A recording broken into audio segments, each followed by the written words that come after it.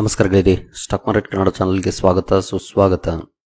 ಗೆಳೆಯರಿ, ವಿಡಿಯೋದಲ್ಲಿ ಒಂದು investment instrument ಬಗ್ಗೆ ಕವರ್ ಮಾಡ್ತಾ ಇದ್ದೀನಿ. ನಿಮ್ಗೆಲ್ರಿಗೂ ಗೊತ್ತಿರೋ ಹಾಗೆ ನಾವು ಹಣವನ್ನು ಇನ್ವೆಸ್ಟ್ ಮಾಡಬೇಕು ಅಂದರೆ ಅದಕ್ಕೆ ಹಲವಾರು ಇನ್ಸ್ಟ್ರೂಮೆಂಟ್ಸ್ ಇದೆ. ಅದರಲ್ಲಿ equity, real estate, gold, bonds ಈ ರೀತಿಯಾಗಿ ಈಗಾಗಲೇ ನಾನು ಹಲವು ಇನ್ಸ್ಟ್ರೂಮೆಂಟ್ಸ್ ಬಗ್ಗೆ ತಿಳಿಸ್ಕೊಟ್ಟಿದ್ದೀನಿ. ಆದರೆ ಇವತ್ತು ಕವರ್ ಮಾಡ್ತಿರೋಂಥ ಈ ಇನ್ವೆಸ್ಟ್ಮೆಂಟ್ ಇನ್ಸ್ಟ್ರೂಮೆಂಟ್ ಏನಿದೆ ಇದ್ರ ಬಗ್ಗೆ ಮೊದಲನೇ ಸಲ ಕವರ್ ಮಾಡ್ತಾ ಇದ್ದೀನಿ. ಮೆನ್ಷನ್ ಮಾಡಿದ್ದೀನಿ ಹಲವು ಸಲ, ಬಟ್ ಹೇಗೆ ಹೂಡಿಕೆ ಮಾಡ್ಬೋದು, ಏನೆಲ್ಲ ರಿಸ್ಕ್ ಇರುತ್ತೆ, ರಿವಾರ್ಡ್ಸ್ ಇರುತ್ತೆ, ಇದೆಲ್ಲದರ ಬಗ್ಗೆ ತಿಳ್ಕೊಳ್ಳೋಂಥ ಪ್ರಯತ್ನವನ್ನ ಮಾಡೋಣ. ಹಾಗೆ ಇದ್ರ ಬಗ್ಗೆ ಹಲವು ವ್ಯೂವರ್ಸ್ ಕಮೆಂಟ್ ಸೆಕ್ಷನ್ ಅಲ್ಲಿ ಕೇಳ್ತಾ ಇದ್ರಿ ಕೂಡ, ಹಾಗಾಗಿ ನಿಮ್ಮ ಮುಂದೆ ತರ್ತಾ ಇದ್ದೀನಿ. ಮುಂದುವರಿಯೋ ಮುಂಚೆ ಡಿಸ್ಕ್ಲೇಮರ್ ಕೊಡ್ಲಿಕ್ಕೆ ಇಷ್ಟಪಡ್ತೀನಿ. ನಾನು ಇದನ್ನ ರೆಕಮೆಂಡ್ ಮಾಡ್ತಿಲ್ಲ, ನೀವು ಫರ್ದರ್ ಸ್ಟಡಿ ಮಾಡಿ ನಿಮ್ಗೆ ಏನನ್ಸುತ್ತೆ ಅದರ ಮೇಲೆ ಡಿಸಿಷನ್ ತಗೊಳ್ಬಹುದು. ಆಸ್ ಎ ಎಜುಕೇಶನಲ್ ಪರ್ಪಸ್ ನಾನು ವಿಡಿಯೋ ನಿಮ್ಮ ಮುಂದೆ ತರ್ತಾ ಇದ್ದೀನಿ. ಹಾಗಾದ್ರೆ ಆ ಇನ್ಸ್ಟ್ರೂಮೆಂಟ್ ಯಾವುದು ಅದನ್ನ ನಾವು ನೋಡೋದಾದ್ರೆ ನೋಡ್ಬೋದು, ಬಾಂಡ್ ಬಗ್ಗೆ ನೀವೆಲ್ಲರೂ ಕೇಳಿರ್ತೀರಿ. ಬಾಂಡ್ ಅಂದ್ರೆ ಏನು ಅಂತ ಕೂಡ ನೋಡ್ಬೋದು. ಇಲ್ಲಿ a fixed income instrument that represents a loan made by an investor to a borrower, typically corporate or governmental. ಅಂದ್ರೆ ಇಲ್ಲಿ ಫಿಕ್ಸ್ಡ್ ಇಂಟ್ರೆಸ್ಟ್ ಇರುತ್ತೆ, ಈಕ್ವಿಟಿ ಮಾರ್ಕೆಟ್ಸ್ ತರ ಇರೋದಿಲ್ಲ. ನೀವು ಇಷ್ಟನ್ನ ಇನ್ವೆಸ್ಟ್ ಮಾಡಿದ್ರೆ ಅದಕ್ಕೆ ಇಷ್ಟು % ಇಂಟ್ರೆಸ್ಟ್ ಅಂತ ಇರುತ್ತೆ, ಅಷ್ಟು ನಿಮ್ಗೆ ಸಿಗುತ್ತೆ. ಜೊತೆಗೆ ಮೆಚುರಿಟಿ ನಂತರ ನಿಮ್ಮ ಪ್ರಿನ್ಸಿಪಲ್ ಇನ್ವೆಸ್ಟ್ಮೆಂಟ್ ಅನ್ನು ಕೂಡ ನೀವು ವಾಪಸ್ ತಗೊಳ್ಬಹುದಾಗಿರುತ್ತೆ. ಹಾಗೆ ನಾನು ಲಾಸ್ಟ್ ವೀಕ್ ಒಂದು ವಿಡಿಯೋನ ಕವರ್ ಮಾಡಿದ್ದೆ ಡೈವರ್ಸಿಫಿಕೇಶನ್ ಬಗ್ಗೆ. ಅದರಲ್ಲಿ ಹಲವು ಇನ್ಸ್ಟ್ರೂಮೆಂಟ್ಸ್ ಅನ್ನ ಮೆನ್ಷನ್ ಮಾಡಿದ್ದೆ, ಎಲ್ಲೆಲ್ಲ ಡೈವರ್ಸಿಫೈ ಮಾಡಬಹುದು ನಮ್ಮ ಇನ್ವೆಸ್ಟ್ಮೆಂಟ್ ಅನ್ನ ಅಂತ. ಅದರಲ್ಲಿ ಬಾಂಡ್ ಕೂಡ ಒಂದು. ಎಸ್ಪೆಷಲಿ ಈಕ್ವಿಟಿ ಮಾರ್ಕೆಟ್ಸ್ ಅಲ್ಲಿ ರಿಸ್ಕ್ ಜಾಸ್ತಿ ಇರುತ್ತೆ, ಬಾಂಡ್ಸ್ ಅಲ್ಲಿ ರಿಸ್ಕ್ ಇರುತ್ತಾ ಇಲ್ವಾ, ಜಾಸ್ತಿ ಇರುತ್ತಾ ಕಡಿಮೆ ಇರುತ್ತಾ, ಇದನ್ನ ಕೂಡ ನಾವು ತಿಳ್ಕೊಳ್ಳೋದು ತುಂಬಾ ಇಂಪಾರ್ಟೆಂಟ್ ಆಗುತ್ತೆ. ಒಟ್ಟಿನಲ್ಲಿ ಬಾಂಡ್ ಬಗ್ಗೆ ಎಲ್ಲ ವಿಷಯವನ್ನ ನಾವು ಈ ಮೂಲಕ ತಿಳ್ಕೊಳ್ಳುವಂತ ಪ್ರಯತ್ನವನ್ನ ಮಾಡೋಣ ಬನ್ನಿ. ನಮ್ಮ ಭಾರತದಲ್ಲಿ ಬಾಂಡ್ಸ್ ಅಲ್ಲಿ ಹೇಗೆ ಇನ್ವೆಸ್ಟ್ ಮಾಡಬಹುದು ಇದರ ಬಗ್ಗೆ ಒಂದು ಸಣ್ಣ ಗೈಡ್ ತರ ನಾನು ಈ ವಿಡಿಯೋದಲ್ಲಿ ಕವರ್ ಮಾಡ್ತಾ ಇದ್ದೀನಿ. ಹಾಗೆ ಇಲ್ಲಿ ನೀವು ಸ್ಟೇಬಲ್ ಇನ್ಕಮ್ ಬಗ್ಗೆ ನೋಡ್ತಿದ್ದೀರಾ, ಅಥವಾ ಪೋರ್ಟ್ಫೋಲಿಯೋ ಡೈವರ್ಸಿಫಿಕೇಶನ್ ಬಗ್ಗೆ ನೋಡ್ತಿದ್ದೀರಾ, ಅಥವಾ ಕ್ಯಾಪಿಟಲ್ ಪ್ರೊಟೆಕ್ಷನ್ ಬಗ್ಗೆ ನೋಡ್ತಿದ್ದೀರಾ, ಈ ಎಲ್ಲವೂ ಮ್ಯಾಟರ್ ಆಗುತ್ತೆ. ನಮ್ಮ ಹೂಡಿಕೆ ಜರ್ನಿಯಲ್ಲಿ ಬಾಂಡ್ಸ್ ಕೂಡ ಒಂದು ಇನ್ಸ್ಟ್ರೂಮೆಂಟ್ ನಮ್ಮ ವೆಲ್ತ್ ಅನ್ನ ಕ್ರಿಯೇಟ್ ಮಾಡ್ಕೊಳ್ಳಿಕ್ಕೆ. ಹಾಗಾದ್ರೆ ಇದರ ಬೆನಿಫಿಟ್ಸ್ ಏನು ಅದನ್ನ ಪ್ರಾಕ್ಟಿಕಲ್ ಆಗಿ ನೋಡ್ತಾ ಹೋಗೋಣ. ಮೊದಲಿಗೆ ಬಾಂಡ್ಸ್ ಬಗ್ಗೆ ಸ್ವಲ್ಪ ಬೇಸಿಕ್ ವಿಚಾರವನ್ನ ತಿಳ್ಕೊಳ್ಳೋದಾದ್ರೆ ನೋಡ್ಬೋದು, a bond is essentially a loan you make to a government. ಅಂದ್ರೆ ನೀವು ಒಂದು ಬಾಂಡ್ ತಗೊಂಡಿದ್ದೀರಿ, ಫಾರ್ ಎಕ್ಸಾಂಪಲ್ ಜಿಸೆಕ್ ಅಂದ್ರೆ ಗವರ್ನಮೆಂಟ್ ಸೆಕ್ಯೂರಿಟೀಸ್ ಬಾಂಡ್ ತಗೊಂಡಿದ್ದೀರಿ ಅಂತಂದ್ರೆ ನೀವು ಸರ್ಕಾರಕ್ಕೆ ಲೋನ್ ಕೊಡ್ತಾ ಇದ್ದೀರಿ ಅಂತ ಅರ್ಥ. ಸರ್ಕಾರ ನಿಮಗೆ ಇಂಟ್ರೆಸ್ಟ್ ಪೇ ಮಾಡುತ್ತೆ. ಅಥವಾ ನೀವು ಗವರ್ನಮೆಂಟ್ ಸೆಕ್ಯೂರಿಟೀಸ್ ತಗೊಳ್ಳದೆ ಅಥವಾ ಜಿಸೆಕ್ ಬಾಂಡ್ ತಗೊಳ್ಳದೆ ಕಂಪನಿ ಇಶ್ಯೂ ಮಾಡುವಂತ ಬಾಂಡ್ ಅನ್ನ ತಗೊಂಡ್ರೆ ಕಂಪನಿಗೆ ನೀವು ಸಾಲ ಕೊಡ್ತಾ ಇದ್ದೀರಿ ಅಂತ ಅರ್ಥ. ಅಥವಾ ಯಾವುದೇ ಇನ್ಸ್ಟಿಟ್ಯೂಷನ್ ನ ಬಾಂಡ್ ಅನ್ನ ನೀವು ತಗೊಂಡ್ರೆ ಆ ಇನ್ಸ್ಟಿಟ್ಯೂಟ್ಗೆ ಲೋನ್ ಅನ್ನ ಕೊಡ್ತಾ ಇದ್ದೀರಿ ಅಂತ ಅರ್ಥ. ಒಟ್ಟಿನಲ್ಲಿ ನೀವು ಬಾಂಡ್ಸ್ ಅಲ್ಲಿ ಇನ್ವೆಸ್ಟ್ ಮಾಡ್ತಾ ಇದ್ದೀರಿ ಅಂತಂದ್ರೆ ನೀವು ಲೋನ್ ಕೊಡ್ತಾ ಇದ್ದೀರಿ, ನಿಮಗೆ ಇಂಟ್ರೆಸ್ಟ್ ಅನ್ನ ಕೊಡ್ತಾರೆ. ಜೊತೆಗೆ ಕೊನೆಯಲ್ಲಿ ನಮ್ಮ ಕ್ಯಾಪಿಟಲ್ ಕೂಡ ವಾಪಸ್ ಬರುತ್ತೆ. ಅದಕ್ಕೆ ಸರ್ಟೈನ್ ಪೀರಿಯಡ್ ಇರುತ್ತೆ, ಆ ಪೀರಿಯಡ್ ಕಂಪ್ಲೀಟ್ ಆದ್ಮೇಲೆ ನಿಮ್ಮ ಕ್ಯಾಪಿಟಲ್ ಕೂಡ ವಾಪಸ್ ಬರುತ್ತೆ. ನೋಡಬಹುದು, in return for your capital the issuer promises to pay you regular interest payments known as the coupon and repay your initial investment the principal on a specified date known as maturity. Maturity ಆದಮೇಲೆ ನಿಮ್ಮ capital ಕೂಡ ವಾಪಸ್ ಬರುತ್ತೆ. ಹಾಗೆ ನೀವು ಕೊಟ್ಟಂತ ಕ್ಯಾಪಿಟಲ್ಗೆ interest payments ಕೂಡ ಬರ್ತಾ ಇರುತ್ತೆ, ಅದನ್ನ ಕೂಪನ್ ಅಂತ ಕೂಡ ಕರೀತಾರೆ. ಒಟ್ಟಿನಲ್ಲಿ ನೋಡಬಹುದು, think of it as A fixed income security that provides predictable returns. ಇಲ್ಲಿ ಫಿಕ್ಸ್ಡ್ ರಿಟರ್ನ್ಸ್ ಇರುತ್ತೆ, ರಿಟರ್ನ್ಸ್ ಇಷ್ಟೇ ಬರುತ್ತೆ ಅಂತ ನಾವು ಪ್ರಿಡಿಕ್ಟ್ ಮಾಡಬಹುದು. ಬಾಂಡ್ಸ್ ಅಲ್ಲಿ ಹೂಡಿಕೆ ಮಾಡಿದಂತಹ ಸಂದರ್ಭದಲ್ಲಿ ನೋಡಬಹುದು, fixed interest coupon, periodic interest payments ಬರುತ್ತೆ. ಅದು ಸರ್ಟನ್ ಪೀರಿಯಡ್ ಇರುತ್ತೆ, 3 ತಿಂಗಳಿಗೆ ಒಂದ್ಸಲನ, 6 ತಿಂಗಳಿಗೆ ಒಂದ್ಸಲನ, ಅಥವಾ ತಿಂಗಳನ, ಇದೆಲ್ಲವನ್ನು ಕೂಡ ನಾವು ನೋಡ್ಕೊಳ್ಬೇಕಾಗತ್ತೆ. ಪೀರಿಯಾಡಿಕ್ ಇಂಟ್ರೆಸ್ಟ್ ಪೇಮೆಂಟ್ಸ್ ಬರುತ್ತೆ. ನಂತರ ಪ್ರಿನ್ಸಿಪಲ್ ರೀಪೇಮೆಂಟ್, ಮೆಚುರಿಟಿ ಆದ್ಮೇಲೆ ನಮ್ಮ ಪ್ರಿನ್ಸಿಪಲ್ ಅಮೌಂಟ್ ಕೂಡ ವಾಪಸ್ ಬರುತ್ತೆ. ಕಂಪೇರ್ಡ್ ಟು ಈಕ್ವಿಟೀಸ್ ಸೇಫರ್ ಅಂತ ಹೇಳ್ತಾರೆ, ಯಾಕಂದ್ರೆ ವಾಲಟಿಲಿಟಿ ಕಡಿಮೆ ಇರುತ್ತೆ ಈಕ್ವಿಟೀಸ್ಗೆ ಹೋಲಿಕೆ ಮಾಡಿದ್ರೆ. ಈಕ್ವಿಟೀಸ್ ಯಾವ ರೀತಿ ರಿಯಾಕ್ಟ್ ಮಾಡುತ್ತೆ ಅಂತ ನಿಮಗೆ ಗೊತ್ತು, ಲಾಸ್ಟ್ 6 ಮಂತ್ಸ್ ಅಲ್ಲಿ ತುಂಬಾ ಚೆನ್ನಾಗಿ ಎಕ್ಸ್ಪೀರಿಯನ್ಸ್ ಮಾಡಿದ್ದೀರಿ. ಅದಕ್ಕೆ ಹೋಲಿಕೆ ಮಾಡಿದಾಗ ಇಲ್ಲಿ ವಾಲಟಿಲಿಟಿ ಕಡಿಮೆ ಇರುತ್ತೆ. ನೆಕ್ಸ್ಟ್, ಯಾಕೆ ನಾವು ಬಾಂಡ್ಸ್ ಅಲ್ಲಿ ಹೂಡಿಕೆ ಮಾಡಬೇಕು, ಇದರಲ್ಲಿರುವಂತ ಅಡ್ವಾಂಟೇಜಸ್ ಏನು, ಅವುಗಳನ್ನ ನಾವು ನೋಡೋದಾದ್ರೆ ಮೊದಲಿಗೆ stable income, fixed interest rate ಇರುತ್ತೆ, ಹಾಗಾಗಿ ಸ್ಟೇಬಲ್ ಇನ್ಕಮ್ ನಮಗೆ ಸಿಗುತ್ತೆ. ಕನ್ಸಿಸ್ಟೆಂಟ್ ಆಗಿ ಕ್ಯಾಶ್ ಫ್ಲೋ ಇರುತ್ತೆ, ಹಾಗಾಗಿ ಸ್ಟೇಬಲ್ ಇನ್ಕಮ್ ಕಡೆ ನೋಡ್ತಾ ಇರುವಂತವ್ರು ಬಾಂಡ್ಸ್ ಅನ್ನ ಸ್ಟಡಿ ಮಾಡಬಹುದು. ಏನು ಕಂಪೇರ್ ಟು ಈಕ್ವಿಟೀಸ್ ಕಡಿಮೆ ರಿಸ್ಕ್ ಇರುತ್ತೆ. ಹಾಗಾಗಿ ರಿಸ್ಕ್ ಕಡಿಮೆ ಬೇಕು ಅನ್ನೋರು ಬಾಂಡ್ಸ್ ಅನ್ನ ಸ್ಟಡಿ ಮಾಡಬಹುದು. ಇನ್ನು ಪೋರ್ಟ್ಫೋಲಿಯೋ ಡೈವರ್ಸಿಫಿಕೇಶನ್, ನಾವು ಎಲ್ಲವನ್ನು ಅಂದ್ರೆ 100% ಅನ್ನು ಕೂಡ ಈಕ್ವಿಟೀಸ್ ಅಲ್ಲೇ ಮಾಡೋಕ್ಕಾಗೋದಿಲ್ಲ. ಪೋರ್ಟ್ಫೋಲಿಯೋನ ಡೈವರ್ಸಿಫೈ ಮಾಡಬೇಕು ಬೇರೆ ಬೇರೆ ಈ ರೀತಿಯ ಇನ್ವೆಸ್ಟ್ಮೆಂಟ್ ಇನ್ಸ್ಟ್ರೂಮೆಂಟ್ ಕಡೆ. ಆ ನಿಟ್ಟಿನಲ್ಲಿ ನೋಡಿದಾಗ ಪೋರ್ಟ್ಫೋಲಿಯೋ ಡೈವರ್ಸಿಫಿಕೇಶನ್ಗೆ ಇದು ಸಹಾಯ ಮಾಡುತ್ತೆ. ಯಾಕೆಂತಂದ್ರೆ ಎಸ್ಪೆಷಲಿ ಡ್ಯೂರಿಂಗ್ ಮಾರ್ಕೆಟ್ ಫ್ಲಕ್ಚುಯೇಷನ್ಸ್ ಸ್ಟೆಬಿಲಿಟಿಯನ್ನ ತರುತ್ತೆ ನಮ್ಮ ಪೋರ್ಟ್ಫೋಲಿಯೋಗೆ. ಹಾಗಾಗಿ ಆ ಅಡ್ವಾಂಟೇಜ್ ಅನ್ನು ಕೂಡ ಬಾಂಡ್ಸ್ ಕೊಡುತ್ತೆ ನಮಗೆ. ಏನು ಕ್ಯಾಪಿಟಲ್ ಪ್ರೊಟೆಕ್ಷನ್, ಗವರ್ನಮೆಂಟ್ ಬಾಂಡ್ಸ್ ಅಲ್ಲಿ ಇನ್ವೆಸ್ಟ್ ಮಾಡಿದಾಗ ಅವು ಗವರ್ನಮೆಂಟ್ ಬ್ಯಾಕ್ಡ್ ಆಗಿರುತ್ತವೆ, ಅಶ್ಯೂರೆನ್ಸ್ ಇರುತ್ತೆ, ನಮ್ಮ ಹಣ ಹೋಗುವಂತ ಚಾನ್ಸಸ್ ಕಡಿಮೆ ಇರುತ್ತೆ. ಆದ್ರೆ ಮಾರ್ಕೆಟ್ ಅಲ್ಲಿ ಇನ್ವೆಸ್ಟ್ ಮಾಡಿದ್ರೆ ರಿಸ್ಕ್ ಜಾಸ್ತಿ ಇರುತ್ತೆ, ರಿವಾರ್ಡ್ ಕೂಡ ಹಂಗೆ ಇರುತ್ತೆ, ಆದ್ರೆ ಕ್ಯಾಪಿಟಲ್ ನ ಪ್ರೊಟೆಕ್ಷನ್ ಇರೋದಿಲ್ಲ. ಒಳ್ಳೆಯ ಕಡೆ ಮಾಡಿದ್ರೆ ಇದ್ದೇ ಇರುತ್ತೆ, ಬಟ್ ಅದನ್ನು ನಾವು ಮಾಡಬೇಕಾಗುತ್ತೆ, ಆಗ ಮಾತ್ರ ಅದು ಸಾಧ್ಯ. ಬಟ್ ಬಾಂಡ್ಸ್ ಅಲ್ಲಿ ಕ್ಯಾಪಿಟಲ್ ಪ್ರೊಟೆಕ್ಷನ್ ಇರುತ್ತೆ. ಈ ಎಲ್ಲ ಅಡ್ವಾಂಟೇಜಸ್ ಬಾಂಡ್ಸ್ ಅಲ್ಲಿ ಹೂಡಿಕೆ ಮಾಡಿದಾಗ ಇರುತ್ತೆ ಇನ್ವೆಸ್ಟರ್ಸ್ಗೆ.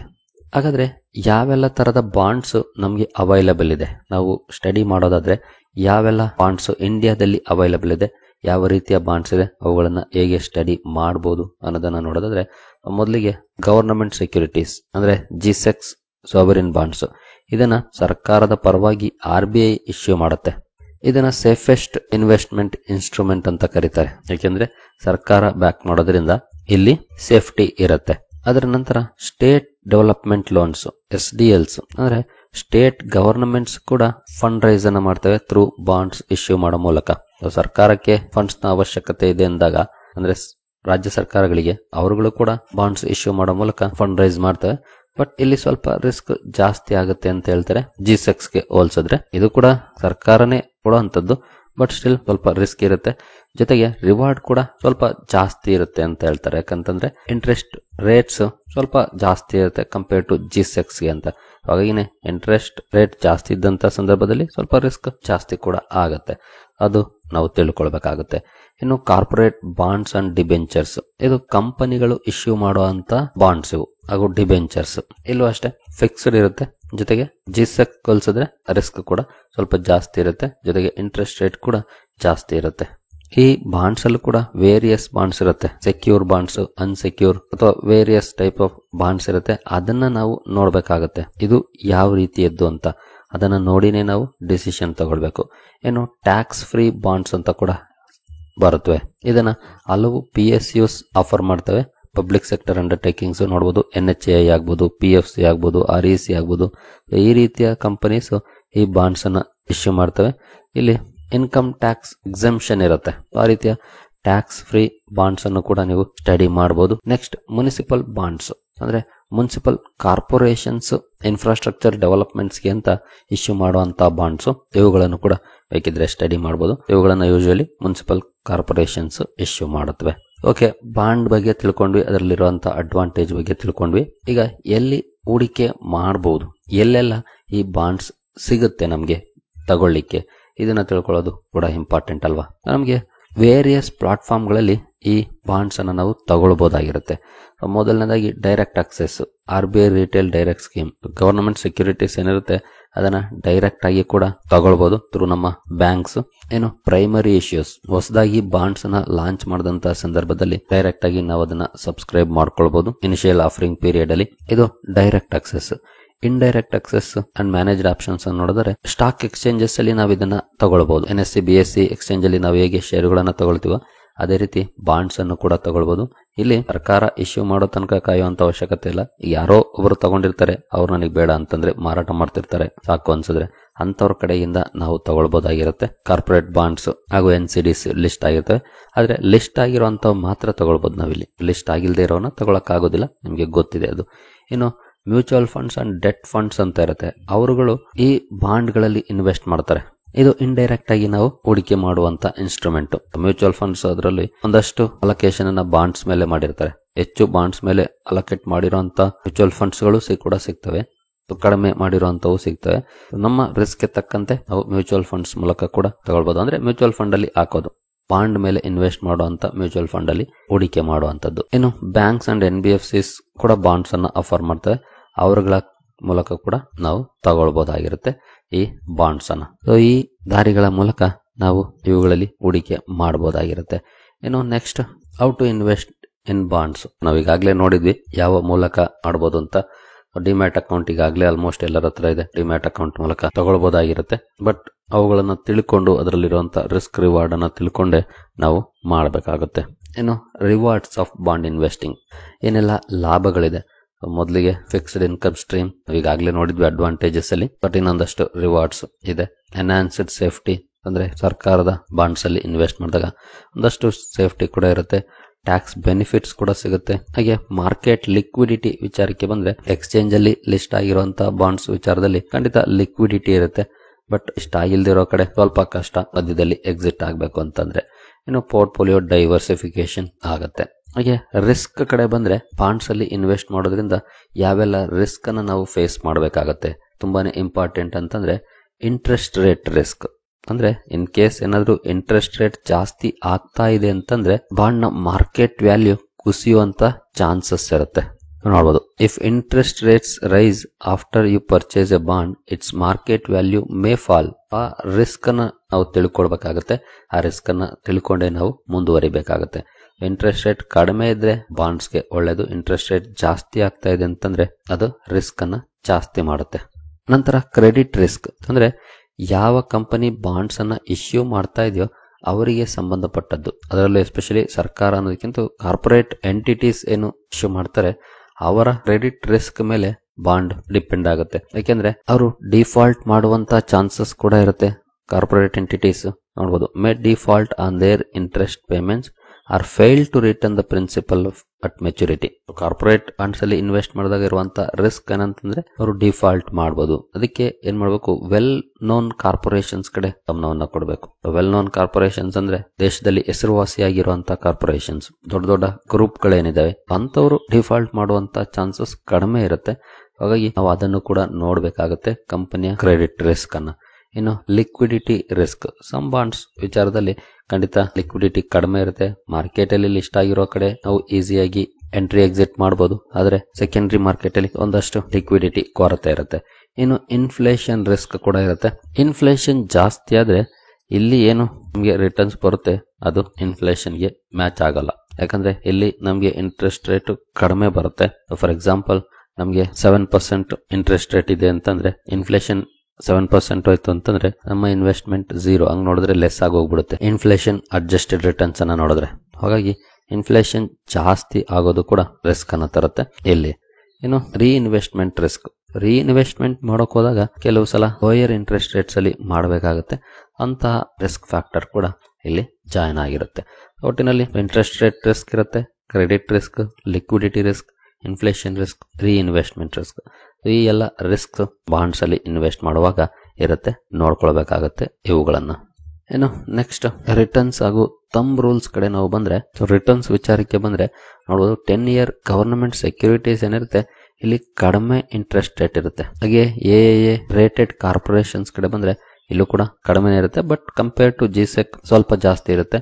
ಇನ್ನು ಲೋಯರ್ ರೇಟೆಡ್ ಕಾರ್ಪೊರೇಷನ್ಸ್ ಇಲ್ಲಿ ಜಾಸ್ತಿ ಇರುತ್ತೆ, ಬಟ್ ರಿಸ್ಕ್ ಕೂಡ ಜಾಸ್ತಿ ಇರುತ್ತೆ. ಎಲ್ಲಿ ಜಾಸ್ತಿ ರಿಟರ್ನ್ಸ್ ಇರುತ್ತೋ ಅಲ್ಲಿ ರಿಸ್ಕ್ ಕೂಡ ಜಾಸ್ತಿ ಇರುತ್ತೆ. ಅದನ್ನ ನಾವು ಅರ್ಥ ಮಾಡ್ಕೊಳ್ಬೇಕು. ಹಾಗೆ ನಾವು ಬೈ ಮಾಡುವಂತ ಸಂದರ್ಭದಲ್ಲಿ ಕ್ರೆಡಿಟ್ ರೇಟಿಂಗ್ ಅನ್ನ ನೋಡಬೇಕು. ಆ ಬಾಂಡ್ ನ ಕ್ರೆಡಿಟ್ ರೇಟಿಂಗ್ ಎಷ್ಟಿದೆ ಅಂತ ನೋಡೋಣ. ಅದನ್ನು ಕೂಡ ಇಲ್ಲಿ ಮೊದಲಿಗೆ ಕನ್ಸರ್ವೇಟಿವ್ ಇನ್ವೆಸ್ಟರ್ಸ್ ಏನಿರ್ತಾರೆ ಅಂದ್ರೆ ರಿಸ್ಕ್ ಬೇಡ ಅನ್ನೋಂಥವ್ರು ಗವರ್ನಮೆಂಟ್ ಸೆಕ್ಯೂರಿಟೀಸ್ ಅಥವಾ ಗವರ್ನಮೆಂಟ್ ಬಾಂಡ್ಸ್ ಕಡೆ ಗಮನವನ್ನ ಕೊಡಬಹುದು. ರಿಟರ್ನ್ಸ್ ಕಡಿಮೆ ಇರುತ್ತೆ, ಬಟ್ ಒಂದಷ್ಟು ಸೇಫ್ಟಿ ಇರುತ್ತೆ. ಜೊತೆಗೆ ಟ್ಯಾಕ್ಸ್ ಫ್ರೀ ಬಾಂಡ್ಸ್ ಅನ್ನು ಕೂಡ ನೋಡಬಹುದಾಗಿರುತ್ತೆ. ಇನ್ನು ಮೋಡರೇಟ್ ಇನ್ವೆಸ್ಟರ್ಸ್ ಅಂದ್ರೆ ಸ್ವಲ್ಪ ರಿಸ್ಕ್ ನ ಜಾಸ್ತಿ ತಗೊಳ್ಳೋಂಥವ್ರು, ಅಂತವ್ರು ಪಬ್ಲಿಕ್ ಸೆಕ್ಟರ್ ಅಂಡರ್ಟೇಕಿಂಗ್ಸ್ ಅಂದ್ರೆ PSUs ಆಫರ್ ಮಾಡುವಂತ ಬಾಂಡ್ಸ್ ಕಡೆ ಗಮನವನ್ನು ಕೊಡಬಹುದು. Especially highly rated bonds, AAA corporate bonds for balanced risk return. ನೀವು ಯಾವುದೇ ಬಾಂಡ್ಸ್ ಅನ್ನ ನೋಡಿ ಅಲ್ಲಿ ಕ್ರೆಡಿಟ್ ರೇಟಿಂಗ್ ಅನ್ನ ನೋಡಬೇಕಾಗುತ್ತೆ. ನೋಡಿನೇ ಡಿಸೈಡ್ ಮಾಡೋದು ಬೆಟರ್ ಆಗುತ್ತೆ. ಇನ್ನು ಅಗ್ರೆಸಿವ್ ಇನ್ವೆಸ್ಟರ್ಸ್ ಅಂದ್ರೆ ಜಾಸ್ತಿ ರಿಸ್ಕ್ ತಗೊಳ್ಳುವಂತ investors may explore higher yield corporate bonds or non convertible debentures. Yield ಜಾಸ್ತಿ ಇರುವಂತ ಕಾರ್ಪೊರೇಟ್ ಬಾಂಡ್ಸ್ ಹಾಗೂ NCDs ಕಡೆ ನೋಡಬಹುದಾಗಿರುತ್ತೆ, ರಿಸ್ಕ್ ಜಾಸ್ತಿ ತಗೊಳಕ್ಕೆ ರೆಡಿ ಇರುವಂತವ್ರು. ಇನ್ನು ನೀವು ಯಾವುದೇ ಬಾಂಡ್ಸ್ ಅಲ್ಲಿ ಹೂಡಿಕೆ ಮಾಡಿ ಅದಕ್ಕೆ ಮುಂಚೆ ಕ್ರೆಡಿಟ್ ರೇಟಿಂಗ್ ಅನ್ನ ಚೆಕ್ ಮಾಡ್ಕೊಳ್ಳೋದು ತುಂಬಾ ಇಂಪಾರ್ಟೆಂಟ್ ಆಗುತ್ತೆ. ಎಕ್ಸಾಂಪಲ್ ನೋಡಬಹುದು, AAA ಇರುತ್ತೆ, as assigned by agencies like CRISIL, Iqra and care. ಇವುಗಳು ಅಲ್ಲಿರುವಂತ ರಿಸ್ಕ್ ಅನ್ನ ತೋರಿಸುತ್ತೆ. ಒಳ್ಳೆ ರೇಟಿಂಗ್ ಇದೆ ಅಂದ್ರೆ ಸ್ವಲ್ಪ ಪ್ರಮಾಣದ ಕಡಿಮೆ ರಿಸ್ಕ್ ಇರುತ್ತೆ. ಅದಕ್ಕಿಂತ ಕಡಿಮೆ ರೇಟಿಂಗ್ ಅಂದ್ರೆ ರಿಸ್ಕ್ ಜಾಸ್ತಿ ಆಗುತ್ತೆ, ಇನ್ನೂ ಕಡಿಮೆ ಅಂದ್ರೆ ಇನ್ನೂ ಜಾಸ್ತಿ ಆಗುತ್ತೆ. ಈ ರೀತಿಯಾಗಿ ನಾವು ನೋಡ್ಕೊಂಡೆ ಡಿಸಿಷನ್ ತಗೊಳ್ಬೇಕಾಗತ್ತೆ ಇಲ್ಲಿ ಹೂಡಿಕೆ ಮಾಡುವಂತ ಸಂದರ್ಭದಲ್ಲಿ. ನೆಕ್ಸ್ಟ್ ಕನ್ಕ್ಲೂಷನ್ಸ್ ಬಂದ್ರೆ, ಎಸ್ಪೆಷಲಿ ನಾವು ಪೋರ್ಟ್ಫೋಲಿಯೋ ಡೈವರ್ಸಿಫೈ ಮಾಡಕ್ಕೆ ನೋಡ್ತಿದ್ವಿ ಅಂತಂದ್ರೆ ಖಂಡಿತ ಇದು ಒಂದಷ್ಟು ಸೇಫರ್ ಆಲ್ಟರ್ನೇಟಿವ್ ಆಗಿರುತ್ತೆ. ರೆಗ್ಯುಲರ್ ಇನ್ಕಮ್ ಅನ್ನ ಜನರೇಟ್ ಮಾಡುತ್ತೆ, ಕ್ಯಾಪಿಟಲ್ಗೆ ಸೇಫ್ ಗಾರ್ಡ್ ಇರುತ್ತೆ, ಕೆಲವೊಂದು ರಿಸ್ಕ್ ಇದೆ ಬಟ್ ಅದನ್ನ ನಾವು ಮ್ಯಾನೇಜ್ ಮಾಡಬೇಕಾಗುತ್ತೆ. ಏನು ಇಲ್ಲೂ ಕೂಡ ಡೈವರ್ಸಿಫೈ ಮಾಡ್ಬೋದು, ಅಂದ್ರೆ ಗವರ್ನಮೆಂಟ್ ಬಾಂಡ್ಸ್ ಇಂದ ಹಿಡಿದು ಕಾರ್ಪೊರೇಟ್ ಬಾಂಡ್ಸ್ ವರ್ಗೂ ಹಾಗೂ ಟ್ಯಾಕ್ಸ್ ಫ್ರೀ ಬಾಂಡ್ಸ್ ವರ್ಗೂ ಕೂಡ ಆಪ್ಷನ್ ಇರುತ್ತೆ. ಮ್ಯಾನೇಜಬಲ್ ರಿಸ್ಕ್ ಇರುತ್ತೆ, ಕಂಪೇರ್ ಟು ಈಕ್ವಿಟೀಸ್ ಇಲ್ಲಿ ಸ್ವಲ್ಪ ಕಡಿಮೆ ಇರುತ್ತೆ. ಬಟ್ ಅದಕ್ಕೆ ಮುಂಚೆ ನಾವು ಕ್ವಾಲಿಟಿ ಚೆಕ್ಸ್ ಅನ್ನ ಮಾಡಬೇಕಾಗುತ್ತೆ, ಲೈಕ್ ಕ್ರೆಡಿಟ್ ರೇಟಿಂಗ್ ಅನ್ನ ಚೆಕ್ ಮಾಡಿಕೊಂಡು. ಏನು foundation of stability, balanced portfolio build ಮಾಡುವಂತಹ ಸಂದರ್ಭದಲ್ಲಿ ಸ್ಟೆಬಿಲಿಟಿಯನ್ನ ತಂದುಕೊಡುತ್ತೆ ನಮ್ಮ ಪೋರ್ಟ್ಫೋಲಿಯೋಗೆ. ಆ ಒಂದು ಅಡ್ವಾಂಟೇಜ್ ಕೂಡ ಇಲ್ಲಿ ಇರುತ್ತೆ. ಸೊ ಬಾಂಡ್ಸ್ ಬಗ್ಗೆ ಒಂದಷ್ಟು ವಿಷಯವನ್ನ ನಿಮ್ಮ ಮುಂದೆ ತಂದಿದ್ದೀನಿ. ನಿಮಗೆ ಇದ್ದಂತ ಡೌಟ್ಸ್ಗಳು ಕ್ಲಿಯರ್ ಆಗಿದೆ ಅಂದ್ಕೊಳ್ತೀನಿ. ಜೊತೆಗೆ ಬಾಂಡ್ಸ್ ಬಗ್ಗೆ ಗೊತ್ತಿಲ್ಲದಿರೋರಿಗೆ ಒಂದಷ್ಟು ಹೊಸ ವಿಷಯಗಳು ಗೊತ್ತಾಗಿದೆ ಅಂದ್ಕೊಳ್ತೀನಿ. ಅಲ್ಲಿರುವಂತ ರಿಸ್ಕ್ ರಿವಾರ್ಡ್, ಯಾವ ರೀತಿಯ ಬಾಂಡ್ಸ್ ಇರುತ್ತೆ, ಎಲ್ಲೆಲ್ಲ ಹೂಡಿಕೆ ಮಾಡಬಹುದು ಅನ್ನೋದ್ರ ಬಗ್ಗೆ ನಿಮ್ಗೆ ಎಲ್ರಿಗೂ ಅರ್ಥ ಆಗಿದೆ ಅಂದ್ಕೊಳ್ತೀನಿ. ಸರಿ ಗೆಳೆಯರಿ, ಈ ವಿಡಿಯೋ ನಿಮಗೆ ಇಷ್ಟ ಆಗಿದೆ ಅಂದ್ಕೊಳ್ತೀನಿ. ಮುಂದಿನ ವಿಡಿಯೋದಲ್ಲಿ ಸಿಗೋಣ. ಅಲ್ಲಿವರೆಗೂ ಜೈ ಹಿಂದ್, ಜೈ ಕರ್ನಾಟಕ.